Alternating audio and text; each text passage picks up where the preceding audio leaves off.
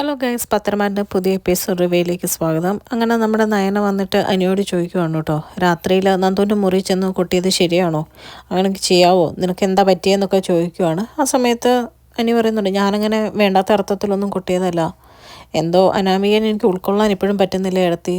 പക്ഷേ നന്ദുവിന് എന്നോട് ഇഷ്ടമില്ലാന്ന് എനിക്കറിയാം, ഞാൻ നന്ദുവിനെ അല്ലാത്ത അർത്ഥത്തിലൊന്നും ഉപദ്രവിക്കണം എന്ന് ഓർത്തല്ല എന്ന് പറയുകയാണ് കേട്ടോ. അപ്പം നയന പറയാം, ഏതർത്ഥത്തിലാണേലും അത് മറ്റൊരാൾ കാണുമ്പോൾ നീ അതൊന്ന് ഓർത്ത് നോക്കുക, ഞങ്ങൾക്കാണ് അതിൻ്റെ പേരുദോഷം വരിക, ഒരിക്കലും നിനക്കല്ല എന്നൊക്കെ പറയുവാണ് കേട്ടോ. അപ്പോഴത്തേക്കും അനി പറയുന്നുണ്ട്, സോറി ഇടത്തി, ഞാൻ ഇനി റിപ്പീറ്റ് ചെയ്യാല്ല എന്ന് പറയുമ്പോഴത്തേക്കും നയന പറയുവാണ്, ഞാൻ നീ റിപ്പീറ്റ് ചെയ്യുകയല്ലോ എന്നുള്ളതല്ല പറഞ്ഞേ, നന്ദു ഒരിക്കലും നിന്നെ അങ്ങനെ കണ്ടിട്ടില്ല, അത് നീ ആദ്യം മനസ്സിലാക്കണം എന്നൊക്കെ പറഞ്ഞിട്ട് അവിടുന്ന് പോവുകയാണ് കേട്ടോ. എന്നിട്ട് പറയുന്നുണ്ട്, എല്ലാ വിവാഹ ജീവിതത്തിലും അഡ്ജസ്റ്റ്മെൻറ്റൊക്കെ വേണം, നീ ഞങ്ങളുടെ കാര്യത്തിലാണെങ്കിലും കണ്ടില്ലേ, എൻ്റെ ആദർശേട്ടൻ്റെയും കാര്യത്തിൽ അനാമിക മാത്രമായിരിക്കണം നിൻ്റെ മനസ്സിലെന്നൊക്കെ അനിയോട് പറയുവാണ് കേട്ടോ. പിന്നെ നയന നേരെ ചെല്ലുന്നത് നന്ദുവിൻ്റെ അടുത്താണ്. നന്ദുവിൻ്റെ അടുത്ത് ചെല്ലുമ്പോഴേക്കും നന്ദുവിനോടും ഇതേ കാര്യങ്ങളൊക്കെ പറയുവാണ്. അപ്പോഴത്തേക്കും നമ്മുടെ ജാനകി ആ വഴി പോകാൻ നേരത്ത് ജാനകി മാറി നിന്ന് നയന നന്ദുവിനെ ഉപദേശിക്കുന്ന കാണുന്നുണ്ട് കേട്ടോ. പക്ഷെ പുള്ളിക്കാരിക്ക് വ്യക്തമാവുന്നില്ല എന്തൊക്കെയാണ് പറയുന്നതെന്നുള്ളത്.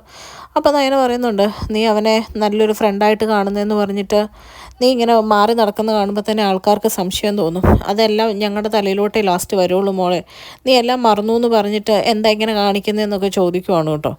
അപ്പോഴത്തേക്കും നമ്മുടെ നന്ദു പറയുന്നുണ്ട്, ഞാൻ അച്ഛനോട് പറഞ്ഞതാണ് എനിക്ക് കുറച്ചുകൂടെ സമയം വേണമെന്ന്, അത് ഞാനിപ്പോൾ ഇങ്ങ് വരുന്നില്ല എന്നൊക്കെ പറഞ്ഞതെന്നൊക്കെ നന്ദുവും പറയുവാണ്. അപ്പോഴത്തേക്കും നമ്മുടെ നയന പറയാം, എല്ലാം മറന്നു എന്ന് നീ പറഞ്ഞ സ്ഥിതിക്ക് നിനക്കിതിന് ഇനി സമയത്തിൻ്റെ ആവശ്യമൊന്നുമില്ല, നീയായിട്ട് ഇനി ഇവിടെ വേറെ പ്രശ്നങ്ങളൊന്നും ഉണ്ടാക്കിയെടുത്ത് എങ്ങനെയും ഈ കല്യാണം ഒന്ന് കഴിഞ്ഞാൽ മതിയായിരുന്നു ദൈവമേ എന്നൊക്കെ ഇങ്ങനെ നയന പറയുവാണ് കേട്ടോ.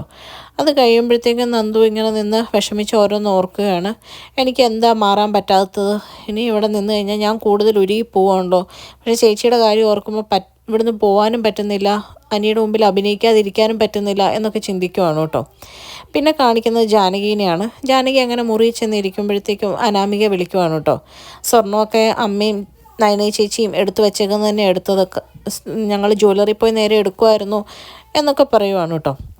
അത് കഴിയുമ്പോഴത്തേക്കും ജാനകിയോട് അവിടുത്തെ കല്യാണ ഒരുക്കങ്ങൾ എവിടം വരെ ആയി എന്നൊക്കെ ചോദിക്കുമ്പോൾ ജാനകി പറയുന്നുണ്ട്, അങ്ങനെ വലിയ പ്രശ്നങ്ങളൊന്നും ഇല്ലാണ്ട് പോകുന്നു മോളെ, എല്ലാം നന്നായിട്ട് തന്നെയാണ് പോണേ, പിന്നെ നന്ദു വന്നിട്ടുണ്ട് എന്ന് പറയുവാണ് കേട്ടോ. അപ്പോഴത്തേക്കും നമ്മുടെ അനാമിക ചോദിക്കുക, നന്ദു എന്തിനാ വന്നേ?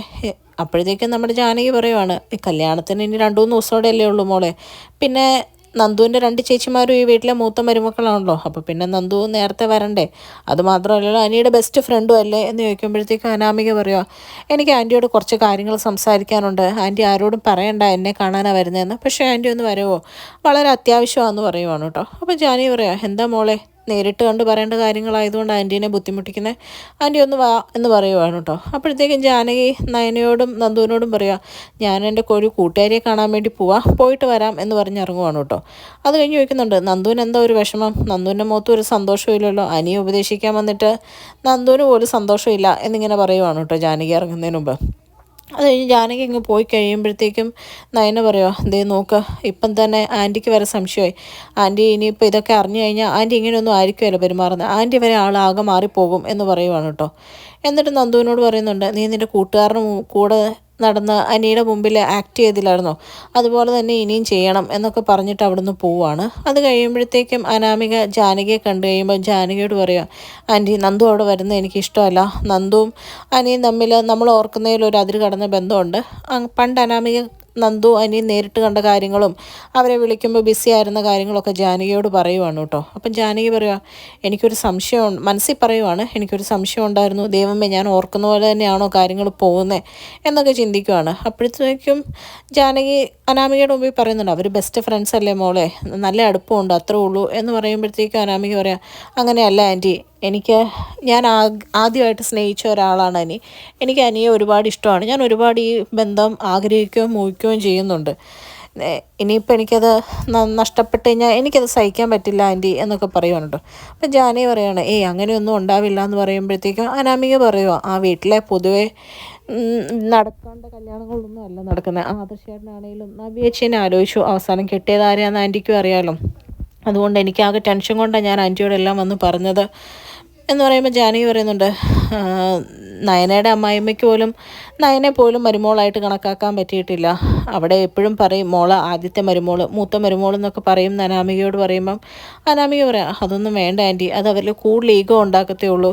എനിക്ക് അനിയെ നഷ്ടപ്പെടുന്നത് എനിക്ക് ഓർക്കാൻ പോലും വയ്യ എന്ന് പറയുമ്പോഴത്തേക്കും ജാനകി പറയാം, മോൾ എന്നും എൻ്റെ മരുമോളായിരിക്കും, ഞാനങ്ങനെ കണ്ടു, അതിലൊരു മാറ്റവും വരുമല്ല എന്നൊക്കെ ഉറപ്പ് കൊടുക്കുവാണ് കേട്ടോ. അത് കഴിഞ്ഞ് നയന പറഞ്ഞതനുസരിച്ച് അനിക്കൊരു ചായയൊക്കെ ആയിട്ട് ചെന്ന് അനിയുടെ മുമ്പിൽ ഒന്നുമില്ല എന്നുള്ള രീതിയിൽ ആക്ടിങ് തുടങ്ങുവാണ് കേട്ടോ നന്ദു. അപ്പം നന്ദു പറയുകയാണ്, ഇങ്ങനെയൊന്നും ഇരിക്കരുത്, കല്യാണമൊക്കെ കഴിഞ്ഞ് എല്ലാം മാറും, പിന്നെ തന്നെ കാണാൻ പോലും കിട്ടില്ല എന്ന് പറയുമ്പോഴത്തേക്കും നന്ദുവിനോട് നമ്മുടെ അനി പറയുവാണ് കേട്ടോ, കല്യാണം കഴിഞ്ഞാലും അനാമികയായിട്ടുള്ള കല്യാണം കഴിഞ്ഞാലും നമ്മൾ തമ്മിലുള്ള റിലേഷനിൽ ഒരു പ്രശ്നം ഉണ്ടാവരുതെന്ന്. ഇത് കേട്ടോണ്ടാണ് ജാനകി വരുന്നത്. ജാനകി അപ്പം ചിന്തിക്കുവാണ്, ഇവരുടെ മനസ്സിൽ ഇങ്ങനെയൊക്കെയാണ് ഉദ്ദേശം. അപ്പം നന്ദുവും പറയാം, നേരെ നമ്മുടെ റിലേഷൻഷിപ്പിനൊരു ഇതും ഉണ്ടാവില്ലെന്ന്. അപ്പം നന്ദു അനിയും ശ്രദ്ധ കിട്ടാൻ വേണ്ടിയിട്ട് ചുമയ്ക്കുന്ന പോലെ ഒച്ചയേൽപ്പിച്ച് ജാനകി അങ്ങ് വരുവാണ് കേട്ടോ. ജാനകിയുടെ മുഖത്ത് നല്ല ദേഷ്യമാണ്. അപ്പം ജാനകി ചോദിക്കുക, നിങ്ങളെന്താ ഇവിടെ സംസാരിച്ച് നിൽക്കുന്നതെന്ന് ചോദിക്കുമ്പോൾ ഒന്നുമില്ല അമ്മേ എന്ന് പറയുമ്പോഴത്തേക്കും ജാനകി അങ്ങ് പോവാണ്. എന്നാൽ നടക്കട്ടെ, നിൻ്റെ ചായ കൂടി നടക്കട്ടെ എന്ന് പറഞ്ഞിട്ട് പോവാണ് കേട്ടോ. അപ്പോഴത്തേക്കും ചായ അനിയുടെ കയ്യിലിരിക്കുന്ന കാണുന്നു. നന്ദുവിനെ കാണുമ്പോഴും നമ്മുടെ ജാനകി മനസ്സിൽ ചിന്തിക്കുക, ചേച്ചി ചായ ഇട്ട് അനിയത്തെ കൈ കൊടുത്ത് വിട്ടതായിരിക്കും എന്നിങ്ങനെ ദേഷ്യപ്പെട്ട് ചിന്തിച്ചിട്ടാണ് പോകുന്നത് കേട്ടോ. അപ്പോഴത്തേക്കും നന്ദുവും ചോദിക്കുന്നുണ്ട്, ആൻറ്റിക്ക് എന്ത് പറ്റി, ആകെ ദേഷ്യത്തിലാണല്ലോ എന്ന് ചോദിക്കുമ്പോൾ അനിയും പറയാം, എന്താണെന്നറിയില്ല, ഞാനും അമ്മേനെ ഇങ്ങനെ കണ്ടിട്ടില്ല എന്ന് പറയുവാണ്. അത് കഴിഞ്ഞ് അനി മാറി നിൽക്കുന്നത് കാണുമ്പോഴത്തേക്കും ആദർശ് എന്നിട്ട് പറയാം, നിനക്ക് എന്താടാ പറ്റിയത്, നീ ഇപ്പോഴും ഈ കല്യാണത്തിലോട്ട് എന്താ ഇങ്ങനെ ഒരു നീരസം കാണിച്ച് നിൽക്കുന്നതെന്നൊക്കെ ചോദിക്കുമ്പോഴത്തേക്കും എനിക്കൊരിക്കലും അനാമികനെ ഉൾക്കൊള്ളാൻ പറ്റുന്നില്ല എന്നൊക്കെ പറയുമ്പോഴേക്കും ആദർശം പറയാം, അതൊക്കെ മറന്നേ പറ്റുള്ളൂ, ഇവിടെ കുറച്ച് പ്രോഗ്രാംസൊക്കെ നടത്തുക, നീ താഴോട്ട് വാ എന്ന് പറഞ്ഞ് വിളിച്ചിട്ട് പോകുന്ന കാണിക്കുക. അങ്ങനെ സങ്കടപ്പെട്ട് നിൽക്കുന്ന അനീനെ കാണിച്ചിട്ടാണ് ഇന്നത്തെ എപ്പിസോഡ്.